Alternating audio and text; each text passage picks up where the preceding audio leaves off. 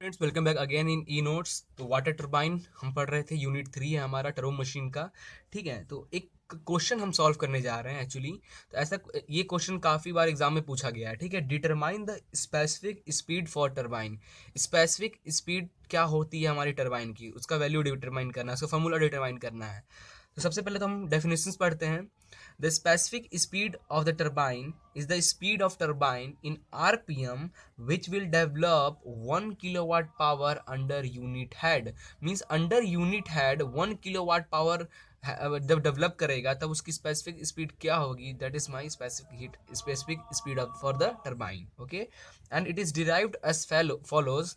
The overall efficiency of any turbine is given by, overall efficiency क्या होती है किसी भी टर्बाइन का, eta naught is equal to shaft power upon water power।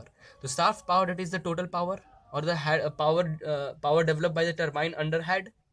ठीक है, in kilowatt upon water power क्या क्या लिखते हैं हम लोग, rho G Q H. Okay, rho G Q H. Therefore where P क्या है आपका, where P is the shaft power in watt, Q is the discharge through turbine in meter cube per second, and capital H is the head under which turbine is working in meter। ठीक है, now P power is, इस equation को हमने क्या किया, power is equal to overall efficiency, इसको हमने इधर ट्रांसफर कर लिया, रो जी क्यू एच हो जाएगा। From this power directly proportional to Q into H, from this equation power directly proportional to Q into H. और G और रो ये तो कांस्टेंट चला, कांस्टेंट ही है, और आप लिख सकते हो कि पावर आपका Q और H के डायरेक्टली प्रोपोर्शनल है। This is my equation number 1।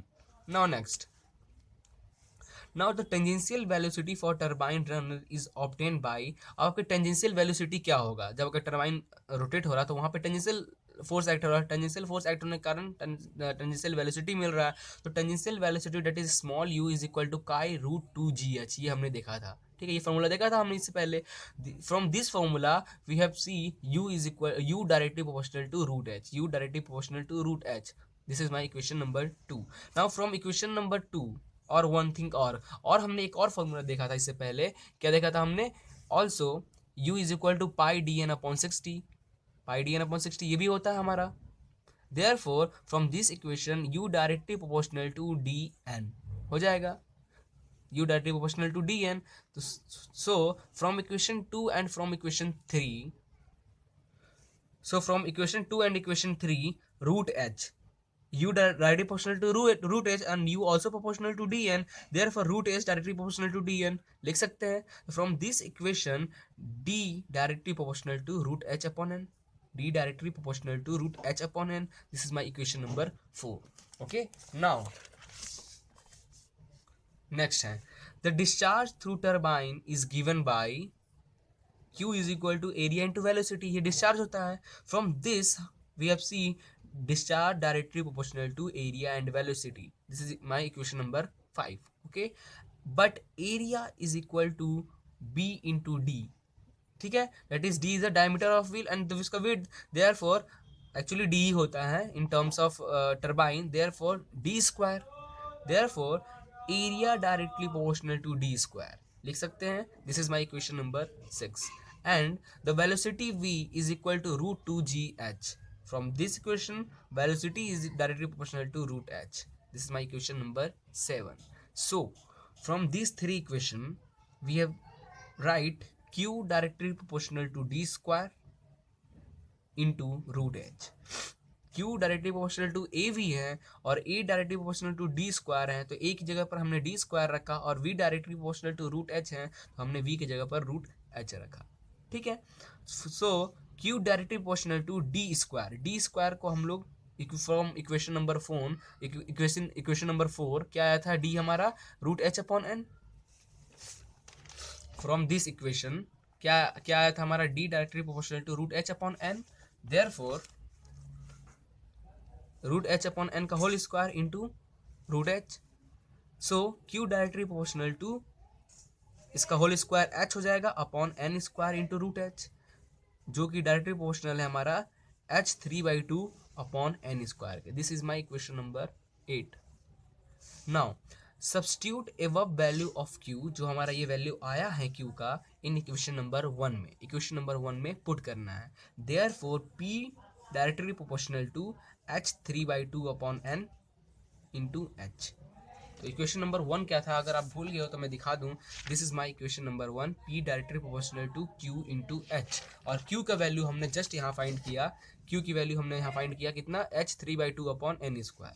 तो h3/2 upon n, here n square ना, n स्क्वायर, ये n स्क्वायर इंटू h, जो कि इसके डायरेक्टली प्रोपोर्शनल टू h, ये 3/2 है, इसका पावर 1 है तो ये प्लस हो जाएगा, तो h power 5/2 upon n square. Okay, therefore power is equal to k h का power 5/2 upon n square. This is my question number 9 where this k is the constant of proportionality. Okay, now for unit head के लिए, if p is equal to 1 and head is equal to 1, then the speed obtained is called the specific speed।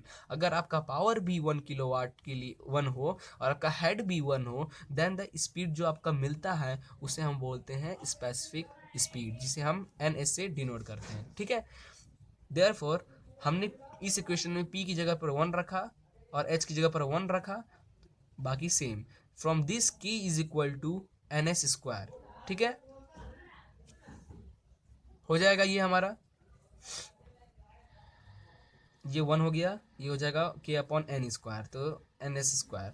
Okay, now substitute the value of k, this value of k in equation 9। Equation 9 में हमें put कर देना है। जब आप put करोगे तो p k की जगह पर हमने ns स्क्वायर पुट कर दिया, तो ns square h power 5/2 upon n square, same to same. From this equation ns is equal to n root p upon h 5/4। ठीक है, तो ये हमारा हो गया स्पेसिफिक स्पीड ऑफ टरबाइन का मेन फॉर्मूला।